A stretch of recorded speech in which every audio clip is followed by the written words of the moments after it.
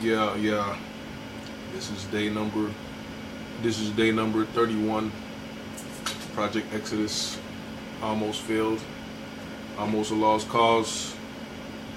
Had to recalibrate. So this is really technically day number 2 of saving $40 a day to demonstrate and to promote self-determination and independence and entrepreneurship. And yeah, I was successful today in acquiring the $40 somewhat to add to yesterday total. Add to yesterday's total. Yesterday's total. Have to start over. Sometimes you have to start over in order to move forward. You got to go back and start all over from the. And just take the wisdom you acquired and try to do it better the next time to increase your success. So failure is actually success, because without that knowledge, that data, you won't be able to make proper adjustments to secure and guarantee ultimate success. So this is the month that I'm restarting. Month 2, day 31.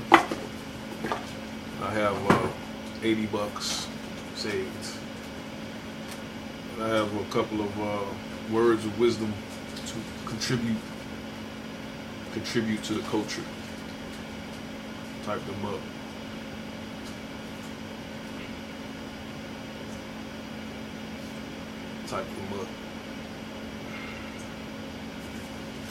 As a business owner, as an entrepreneur, no one owes you anything. No one is obligated to support your business. It's your responsibility to provide the best quality service and the best quality products, and to promote those properly to the desired demographics. It's not their responsibility to support you. You know, it's their prerogative if they want to support or not. That's not your concern. A lot of times, so-called blacks, we have a expectation that because some of the people you encounter, potential customers, are so-called black, that they're more likely to support you. That's not true. All that would do is to get you to be more inclined to be upset, miserable, because you'll be let down. You'll feel like a failure because they won't support you like you feel they should. They don't have the loyalty. They don't have the connection that you think they should have. So all you should do is make sure that your product is of the highest quality, that could compete with other similar products. You could grab their attention using your marketing tactics, guerrilla marketing or other traditional tactics, promotional tactics, and that will increase your chances of getting that particular support. And you shouldn't just depend on so-called blacks as a customer. Just like so-called blacks has an affinity for Nike and other brands that's owned by Caucasians and Asians and Arabs and all these other particular groups of people, and they are more than willing to take your money. You should be willing to take their money. They should be your customers. You know, promote and market your products all over the world, the global market. Compete with Nike, Louis Vuitton. Compete with these restaurant chains, McDonald's, Wendy's, and all these brands. Don't just settle for being a consumer. Be a producer. Blacks will always be in slavery as long as they're consumers and slaves and workers. You will only be free if you create your own business and take autonomy, earn autonomy, independence, and practice independence. A lot of times blacks are afraid of independence because it requires a lot of sacrifice and risks, and you don't have the security that you have with a paycheck that you get from your slave master. You're on your own. Like every day of my life, it's a risk. It's do or die. There's no guarantee that I will make anything. There's no guarantee I will have enough to pay bills, anything. But you got to take that chance if you want to be your own boss and to be free. Blacks are afraid to be free. That's why Harriet Tubman had a hard time freeing slaves. They was comfortable on that plantation working, having a place to sleep, having chitlins and pig guts to eat, being half naked. As long as they was able to be comfortable and secure, they was cool with being a underling, a serf, the white man's dog, sidekick.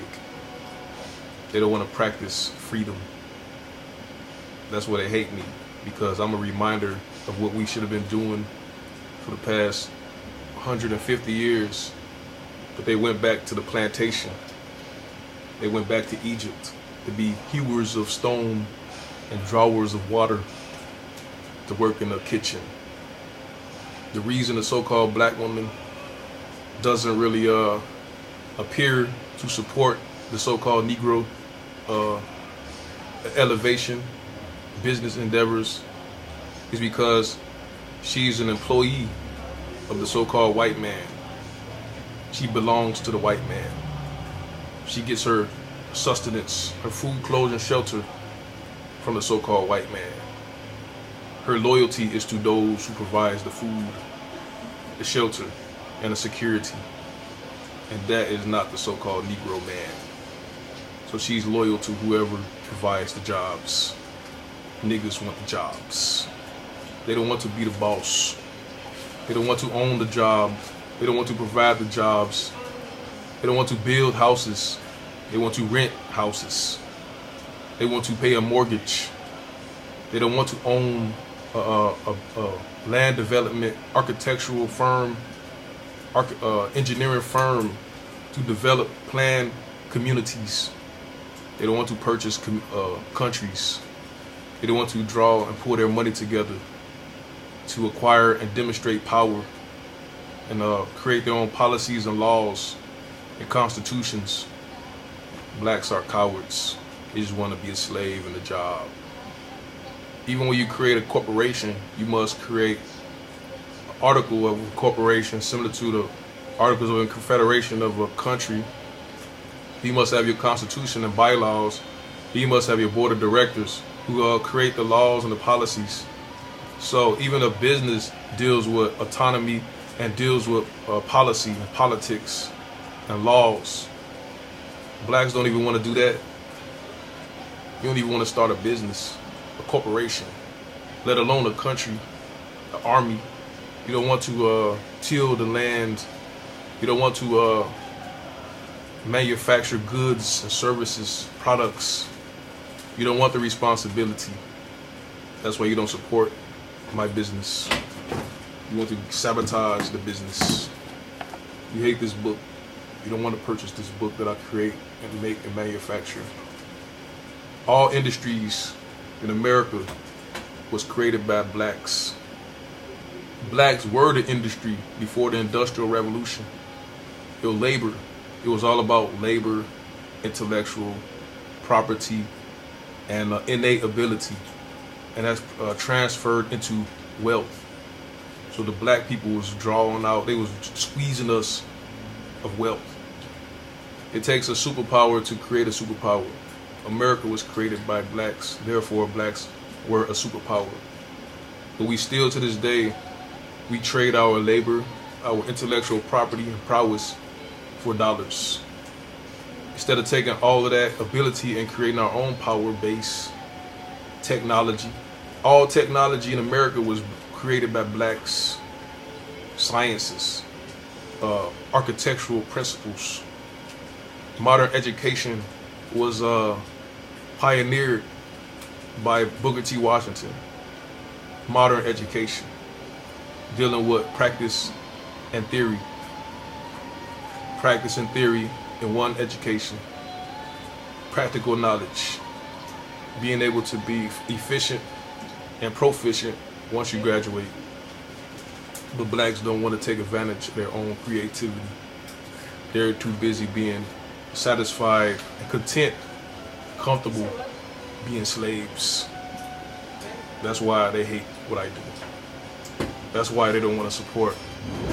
They don't want the responsibility to do this type of stuff.